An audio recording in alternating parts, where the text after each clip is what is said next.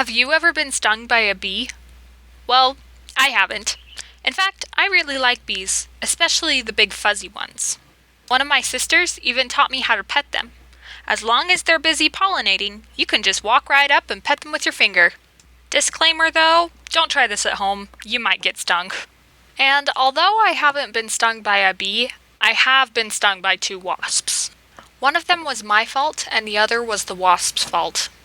The first time happened when I was trying to pet the dog next door. His name was Chevy, and for years I thought his name was Chubby, which didn't make any sense to me because he wasn't a fat dog. But then I found out it was Chevy, and that made even less sense. I don't know, maybe our neighbor just wanted to tell people that he owned a Chevy. Anyway, back to the story. I was leaning over the fence trying to pet him, and all of a sudden my other hand started to sting. So I looked down and realized that I'd put my finger straight into a wasp's nest.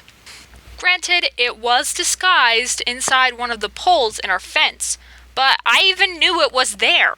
I just forgot. And then stuck one of my fingers into it. Luckily, though, I just calmly ran inside, stuck an ice cube on it, and there was no swelling. Unfortunately, I wasn't so lucky the second time. Flash forward a few years later, and I was camping with a large group of girls from my church. We had had a really long day going from activity to activity, and I was really tired, so I just decided at the end of the day to go right to bed. However, as I rolled over, I discovered that someone had decided to join me on my pillow. That's right, you guessed it, a wasp. It gracefully stung me in the face and then went on its merry way.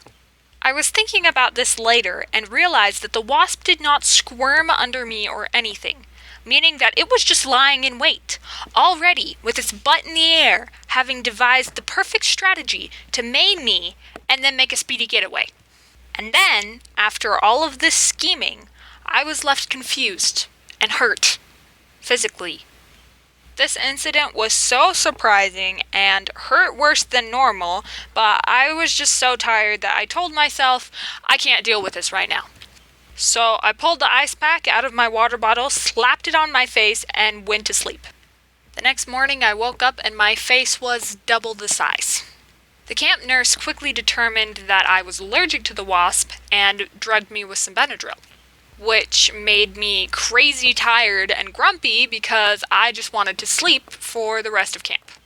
But my mom was there as a camp leader, and she wouldn't let me sleep because she had to stay for all of the activities, and she was afraid that if I fell asleep, then the swelling would spread from my cheek to my neck, and I would stop breathing, and I would die. Luckily, that didn't happen, because after a few hours, the swelling went down and I was fine. Now I look back and realize why she did what she did. But at the time, I was so mad at her for keeping me awake.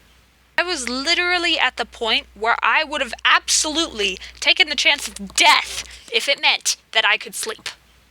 But I am very grateful to my mom that she cared enough about me to make sure that I was okay.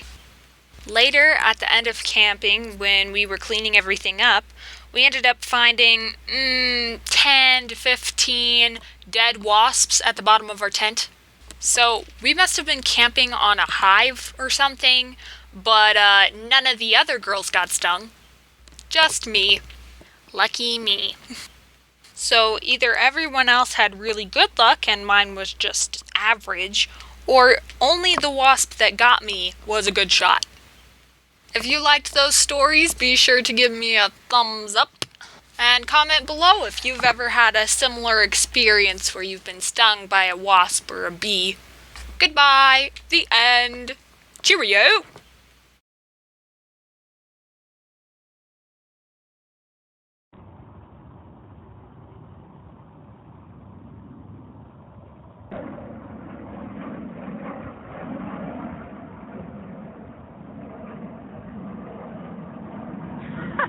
He like grabs me.